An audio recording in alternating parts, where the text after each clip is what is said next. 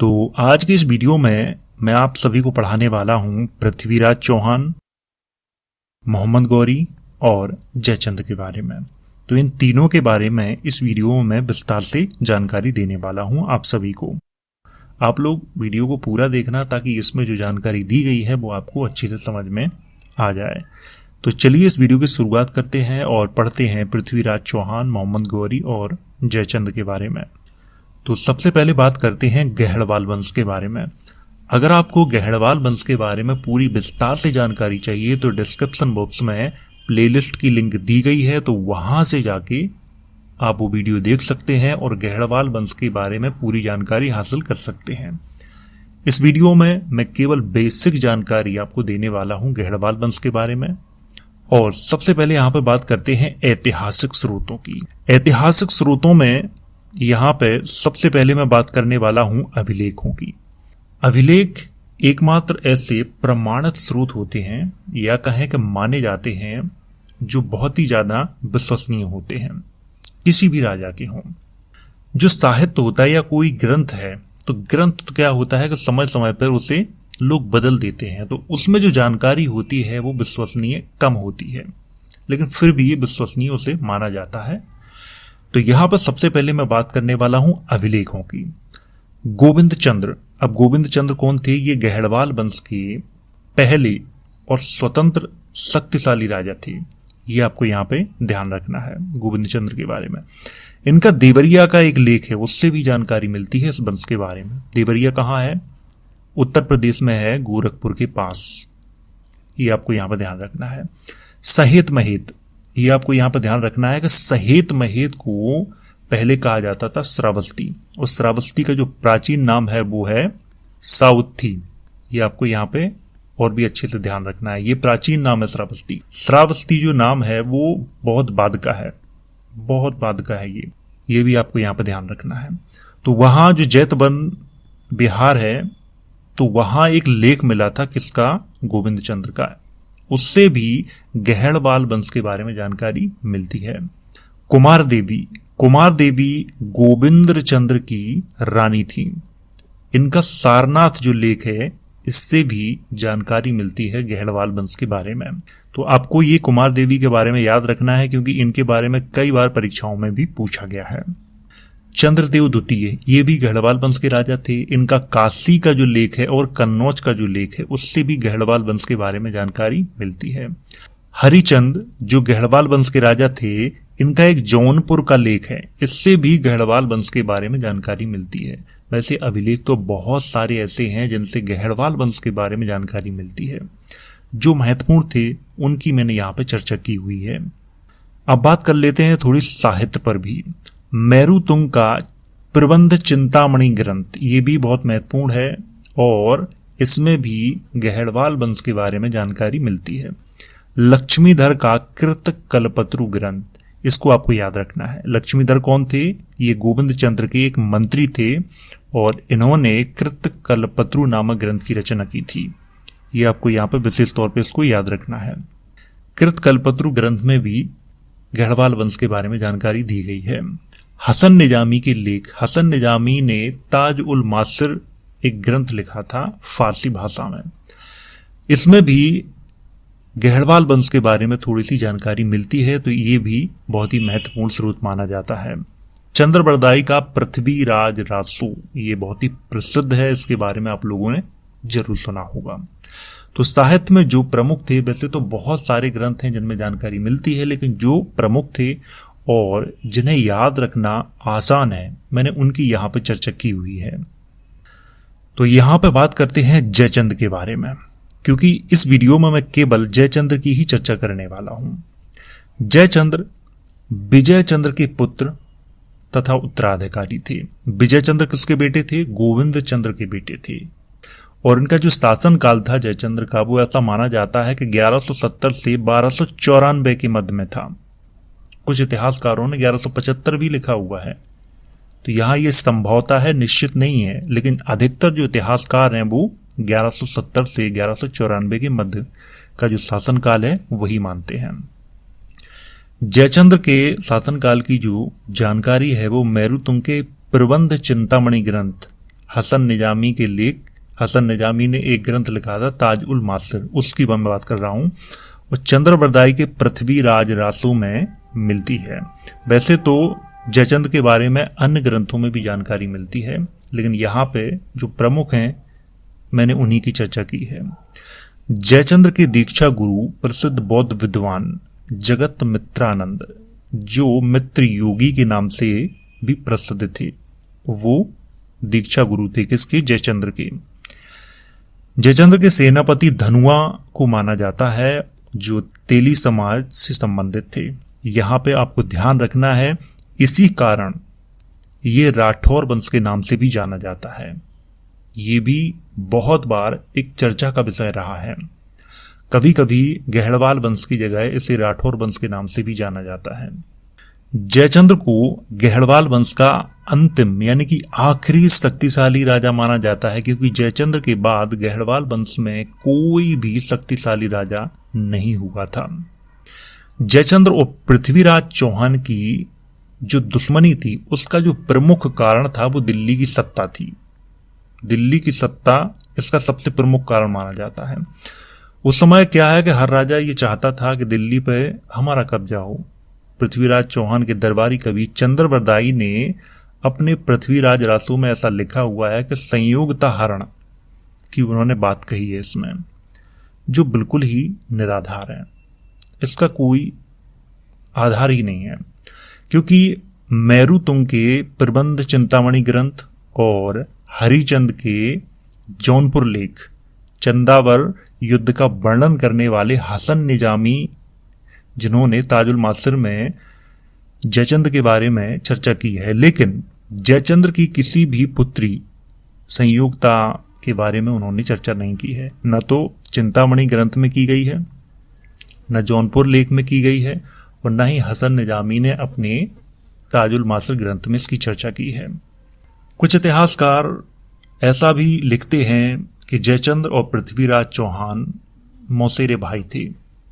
फिर यहां से एक प्रश्न खड़ा हो जाता है, अगर मौसेरे भाई थे तो उनकी बेटी से शादी नहीं कर सकते थे? क्योंकि हिंदुओं में ऐसा होता नहीं है भाई, रिश्ते गोत्र देखा जाता है, ये सब देखा जाता है।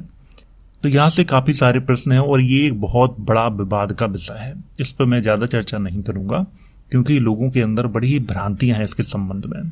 1192 में हुए तराइन के दूसरे युद्ध में पृथ्वीराज चौहान की हार का जो प्रमुख कारण जयचंद्र को माना जाता है। तराइन के दूसरे युद्ध में बहुत सारे लोग ऐसे कहते हैं कि जयचंद्र ने सहायता नहीं की थी, किसकी? पृथ्वीराज चौहान की। सच तो यह है कि पृथ्वीराज चौहान ने खुद ही उन्हें आमंत्रित नहीं किया था। पृथ्वीराज चौहान ने बहुत सारे राजाओं को आमंत्रित किया था, लेकिन जयचंद्र को नहीं किया था। तो बिना आमंत्रित किए हुए ही कैसे कोई व्यक्ति पहुंच जाएगा? तो ये एक अलग बात है। कुछ लोग जयचंद्र को गद्दार भी कहते हैं, इसीलिए देशद्रोही मानते हैं। ये अपनी अपनी सोच है, अपने अपने विचार हैं। जो व्यक्ति जितना पढ़ता है वो व्यक्ति उतना ही जानकारी रखता है, फिर वो उतना ही बोलता है। यहाँ पे पृथ्वीराज रासों का अगर अध्ययन करें तो उसमें प्रताप सिंह जैन, धर्मायन कायस्थ, माधव भट्ट, नित्यानंद खत्री के नाम मिलते हैं। और इसमें ऐसा भी लिखा हुआ है कि भाई पृथ्वीराज चौहान के बारे में जो जानकारी है इन्हीं लोगों ने किसको दी थी? मोहम्मद गौरी को दी थी, ऐसा उसमें लिखा हुआ है। 1194 ईस्वी में हुए चंदावर युद्ध में मोहम्मद गौरी ने जयचंद्र को मार डाला था और राजधानी में खूब लूटपाट मचाई थी। यहां पर थोड़ी बात कर लेते हैं। जयचंद्र का युद्ध किससे हुआ था? 1194 में मोहम्मद गौरी से हुआ था। और इस युद्ध को किस नाम से जाना जाता है? चंदावर युद्ध के नाम से जाना जाता है। और ये उत्तर प्रदेश के एटा और इटावा के मध्य में इसे माना जाता है। तो कब हुआ था? 1194 में हुआ था। अब यहां पे एक सवाल आता है, बहुत ही बढ़िया सवाल। कुछ लोगों के दिमाग में ऐसा सोचते हैं कुछ लोग कि पृथ्वीराज चौहान ने किसको मारा था? मोहम्मद गौरी को 1192 में। तो फिर 1194 में ये जयचंद्र के साथ किसका युद्ध हुआ था? ये बात यहाँ पे एक सवाल है बहुत ही अच्छा, ये पैदा हो जाता है, लेकिन इसका वो जवाब नहीं देते कोई। काफी सारे इतिहासकारों ने इसकी चर्चा की है, इसीलिए एक विवाद का विषय ये भी है, बहुत बड़ा विवाद का विषय है ये। जयचंद्र की मृत्यु के बाद हरिश्चंद्र जो कन्नौज के राजा बने और 1198 के एक जौनपुर लेख में इसका उल्लेख किया गया है। हरिश्चंद्र के बाद अकड़मल्ल राजा हुए।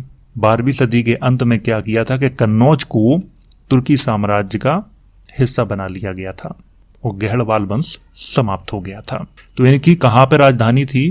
कन्नौज में थी। और कहां थी? काशी में थी। काशी जो कि वाराणसी जिसे कहा जाता है। अब बात करते हैं चौहान वंश के बारे में और सबसे पहले बात करते हैं ऐतिहासिक स्रोतों की, जैसा कि मैं अभी आपको बता चुका हूं। यहां पे मैं केवल पृथ्वीराज रासो और एक अभिलेख की ही बात करूंगा। पृथ्वीराज रासो बहुत ही महत्वपूर्ण ग्रंथ माना जाए, लेकिन इसमें कुछ जो जानकारी है वो सही नहीं है। आप लोग चाहें तो इसे ऑनलाइन मंगवा के पढ़ सकते हैं, वेरीफाई कर सकते हैं कि इसमें जो लिखा हुआ है वो कितना सही है। और बरल अभिलेख 1178 ईस्वी में पृथ्वीराज चौहान के द्वारा इसको लिखवाया गया था। और इस अभिलेख में ऐसा लिखा हुआ है कि चौहान वंश का संस्थापक चाहमान नामक राजा को बताया गया है इसमें बरल अभिलेख में। चौहान वंश की उत्पत्ति के संबंध में बहुत भ्रांतियां हैं। कहीं कहीं इतिहासकार लिखते हैं कि वासुदेव ने चौहान वंश की स्थापना की, कहीं कहीं चाहमान को माना जाता है। तो ये भी एक विवाद का विषय है और इसमें भी इतिहासकार एक मत है नहीं। अब बात करते हैं पृथ्वीराज चौहान के बारे में। देखिए, चौहान वंश में मैं केवल पृथ्वीराज चौहान की ही बात करूंगा इस वीडियो में। अगर आपको कंप्लीट जानकारी चाहिए तो डिस्क्रिप्शन बॉक्स में प्लेलिस्ट की लिंक मिल जाएगी, तो वहां से जाके चौहान वंश वाला वीडियो देख लीजिए। उसमें कंप्लीट जानकारी दी गई है चौहान वंश के बारे में। पृथ्वीराज चौहान का जो शासनकाल है वो माना जाता है 1178 से 1192 के मध्य में। कुछ इतिहासकारों ने 1175 भी लिखा हुआ है, ये भी आपको यहाँ पे ध्यान रखना है। और यहाँ पे इनका जो नाम था वो रायपुथौरा था, ये भी आपको यहाँ पे ध्यान रखना है। चौहान वंश का आखिरी शक्तिशाली राजा किसको माना जाता है? पृथ्वीराज चौहान को माना जाता है। और पृथ्वीराज चौहान ने 1182 में चंदेल वंश के अंतिम राजा परमर्दी देव को पराजित किया था। और इसी युद्ध में परमर्दी देव के प्रसिद्ध दो सेनानायक आला ऊधल की मृत्यु हो गई थी। इसके बारे में थोड़ी सी चर्चा करना चाहूंगा।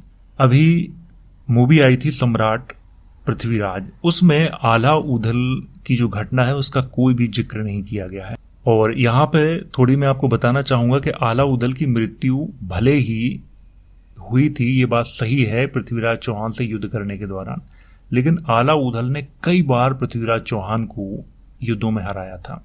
क्योंकि पृथ्वीराज चौहान की जिंदगी का एक बहुत ही महत्वपूर्ण हिस्सा बुंदेलखंड के राजाओं के साथ युद्ध करते हुए बीता है।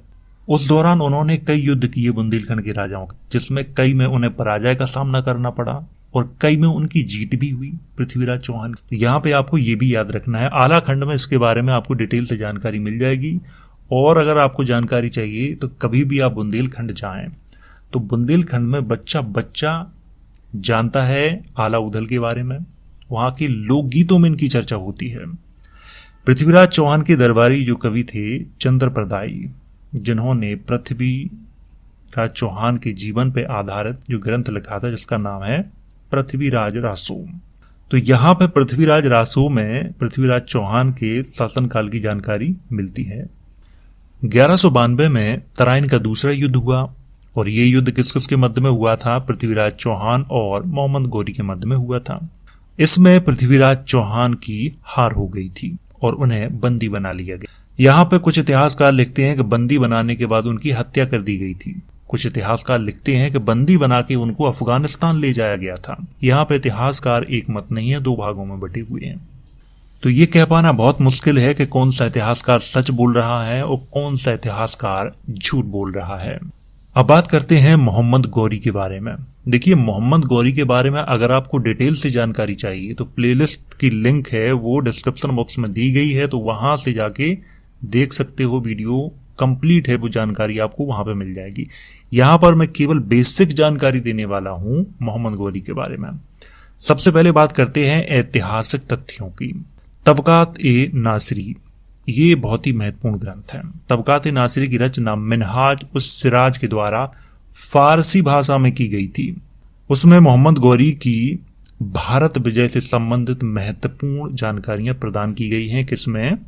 तबकात-ए-नासिरी में।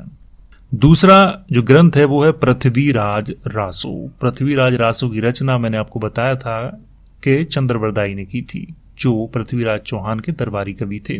इसमें मोहम्मद गौरी का कुछ इतिहास मिलता है, पूरा इतिहास नहीं मिलता है। मोहम्मद गौरी अफगानिस्तान में स्थित गौर प्रांत का शासक था। गौर प्रांत को इतिहासकारों ने घौर प्रांत भी लिखा हुआ है, वो सही नाम घौर ही है, ना कि गौर है। ये आपको यहाँ पर ध्यान रखना है। 1173 में उसने मुइज उद्दीन की उपाधि धारण की थी, ये आपको यहाँ पर ध्यान रखना है। संसवानी वंश का शासक था। इतिहासकारों ने उसे क्या लिखा है कि घौर वंश का शासक था। मोहम्मद गौरी की राजधानियों को अगर क्रिम की बात करें तो सबसे पहले फिरोज कोह में उसने राजधानी बनाई थी, ये अफगानिस्तान में है फिरोज कोह। फिर हेरात में बनाई थी, हेरात भी अफगानिस्तान में है। फिर गजनी में बनाई थी, गजनी भी अफगानिस्तान में है। फिर लाहौर में बनाई थी, लाहौर आधुनिक पाकिस्तान में है। अब बात करते हैं मोहम्मद गौरी की भारत विजय के बारे में। यहां पर सबसे बड़ा सवाल ये आता है कि कुछ लोगों के दिमाग में ये है, कन्नौज के राजा जयचंद्र ने किसको आमंत्रित किया था? मोहम्मद गौरी को आमंत्रित किया था। ये बिल्कुल भी सही नहीं है। मोहम्मद गौरी का पहले से प्री प्लान था भारत पे विजय का, और उसने पहला जो आक्रमण किया था वो 1175 में किया था। ये आपको यहां पर ध्यान रखना है भाई। 1175 में मुल्तान के विरुद्ध में किया था और वहां के सिया शासक को पराजित करके विजय प्राप्त की थी, और सिंध के कुछ क्षेत्रों पर भी अधिकार कर लिया था। ये आपको यहाँ पे ध्यान रखना है। लेकिन मैं सारे युद्धों की चर्चा यहाँ पे नहीं करने वाला हूँ इस वीडियो में, जो प्रमुख हैं उन्हीं की चर्चा करने वाला हूँ। अगर आपको कंप्लीट जानकारी चाहिए तो डिस्क्रिप्शन बॉक्स में प्लेलिस्ट की लिंक मिल जाएगी, तो वहां से जाके वीडियो देख सकते हो और कंप्लीट जानकारी हासिल कर सकते हो। 1178 में मोहम्मद गौरी ने अनहिलवाड़ा के सोलंकी राजा मूलराज द्वितीय के विरुद्ध आक्रमण किया था, जिसमें भीमद्वितीय ने क्या किया था कि अपनी जो मां थी नायका देवी के नेतृत्व में आबू पर्वत के पास मोहम्मद गौरी को बुरी तरह से पराजित किया था। और मूलराज द्वितीय भारत के पहले ऐसे राजा माने जाते हैं जिन्होंने मोहम्मद गौरी को पराजित किया था।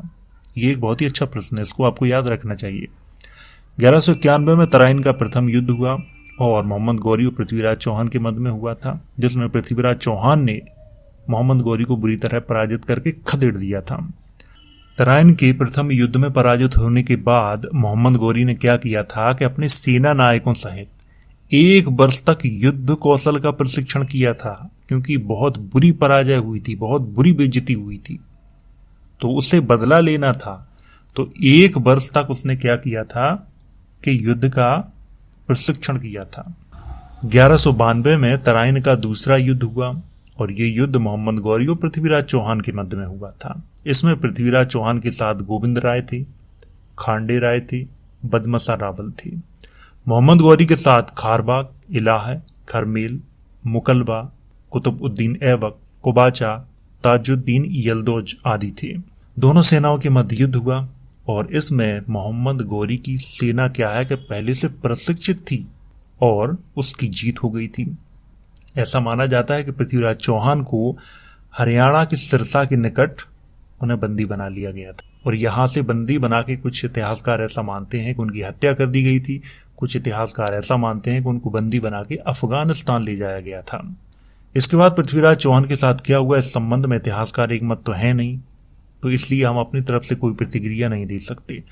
तराइन के युद्ध का जो वर्णन है वो मिनहाज उस सिराज ने अपने तबकात ए नासिरी ग्रंथ में किया हुआ है। ये एक बहुत ही महत्वपूर्ण प्रश्न है, इसको आपको विशेष तौर पे याद रखना है कि तराइन युद्ध का जो वर्णन है वो किस ग्रंथ में मिलता है? तबकात ए नासिरी में मिलता है, पृथ्वीराज रासो में मिलता है। तराइन का दूसरा युद्ध जीतने के बाद मोहम्मद गौरी ने क्या किया था कि कुतुबुद्दीन ऐबक को अपना प्रतिनिधि बना के भारत के शासन की जो जिम्मेदारी है वो सौंप दी थी। 1194 में मोहम्मद गौरी ने कन्नौज के विरुद्ध आक्रमण किया था। वहां के राजा कौन थे? जयचंद थे, और दोनों के मध्य कहां पे युद्ध हुआ था? चंदावर नामक स्थान पे युद्ध हुआ था, और इसमें जयचंद की मृत्यु हो गई थी। और मोहम्मद गौरी ने क्या किया था कि कन्नौज को बुरी तरह से लूटा था। 1196 में मोहम्मद गौरी ने बयाना के राजा कुमारपाल के विरुद्ध भी आक्रमण किया था, लेकिन कुमारपाल ने क्या किया था कि आत्मसमर्पण कर दिया था। यह भी एक बहुत अच्छा प्रश्न है, क्योंकि तराइन के युद्ध जीतने के बाद 1194 में चंदावर आया, वहां युद्ध किया और किसको पराजित किया था? जयचंद को पराजित किया था। फिर बयाना पे आक्रमण किया था 1196 में, और 1196 में ही मोहम्मद गौरी के द्वारा ग्वालियर पे भी आक्रमण किया गया था। और उस समय जो ग्वालियर के राजा थे सुलक्षण पाल, उन्होंने अधीनता स्वीकार कर ली थी। बयाना और ग्वालियर की विजय के बाद मोहम्मद गौरी कुतुब-उद-दीन ऐबक को शासन की जिम्मेदारी देकर वापस कहाँ चला गया था? गजनी चला गया था, और अपने साथ बहुत सारा धन भी ले गया था। और 1202 में कुतुब-उद-दीन ऐबक के सेनापति बख्तियार खिलजी ने क्या किया था कि बिहार पे आक्रमण कर दिया था। उस समय बिहार के जो राजा थे वो इंदुमन भीरू थे। बख्तियार खिलजी ने नालंदा विक्रमशिला विश्वविद्यालय को इसी समय नष्ट किया था। किस समय? कुतुब-उद-दीन ऐबक के ही शासनकाल में नष्ट किया था। बख्तियार खिलजी ने बिहार को जीतने के बाद बंगाल पे आक्रमण किया था, और उस समय बंगाल के राजा लक्ष्मण सेन थे। उन्होंने क्या किया कि बख्तियार खिलजी के डर से के ब्राह्मणों को बुलाया और ऐंद्री महाशांति यज्ञ करवाना शुरू कर दिया था। तब तक क्या हुआ कि बख्तियार खिलजी की सेना जो थी वो लक्ष्मण सेन की राजधानी नदिया तक पहुंच गई थी। लक्ष्मण सेन ने क्या किया कि बंगाल को छोड़कर भाग गए, और बख्तियार खिलजी ने क्या किया कि नदिया में खूब लूटपाट मचाई थी और बंगाल पे अधिकार कर लिया था। लखनौती को अपनी राजधानी बनाया था।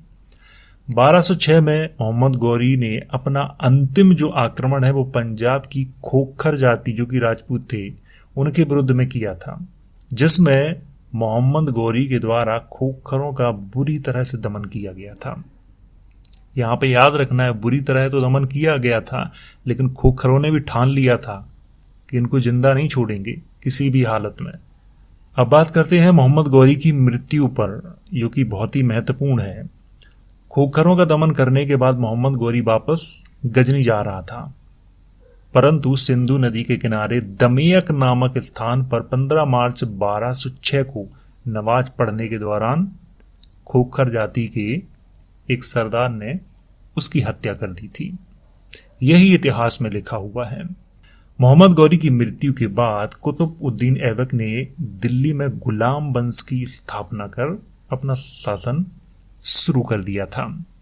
अब आप इतिहास पढ़ेंगे तो आपको मोहम्मद गौरी की जो मृत्यु है वो यही लिखी हुई मिलेगी कि उसकी मृत्यु इस तरह से हुई थी। लेकिन फिल्म में ऐसा दिखाया गया है, और ऐसा भी कुछ लोग ऐसा मानते हैं कि पृथ्वीराज चौहान ने उसको तीर मारा था और उस तीर से उसकी मृत्यु हो गई थी।